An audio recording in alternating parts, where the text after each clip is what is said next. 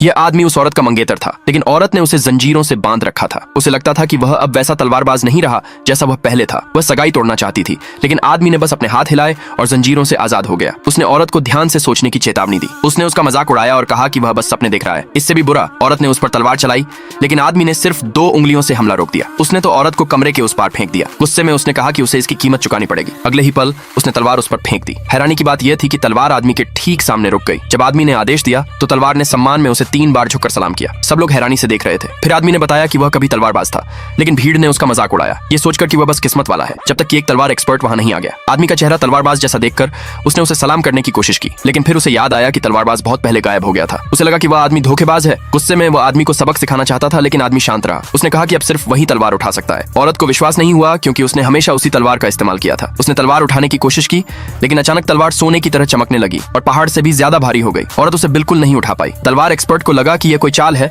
और उसने कोशिश करने के लिए आगे कदम बढ़ाया। एक जोरदार आवाज के साथ उसने अपनी पूरी ताकत लगा दी। तलवार धीरे धीरे ऊपर उठने लगी। सबने तालियां बजाईं, लेकिन अगले ही पल तलवार के असली वजन ने एक्सपर्ट को जमीन पर कुचल दिया। हार न मानने की इच्छा से एक्सपर्ट ने सीधे आदमी पर हमला करने की कोशिश की, लेकिन आदमी ने उसका हथियार तोड़ दिया और एक ही हथेली के वार से उसे नीचे गिरा दिया। एक्सपर्ट को बहुत ज्यादा बेइज्जती महसूस हुई। उसने सबको मिलकर आदमी पर हमला करने के लिए बुलाया। दूसरे पार्ट के लिए कमेंट में यस लिखे।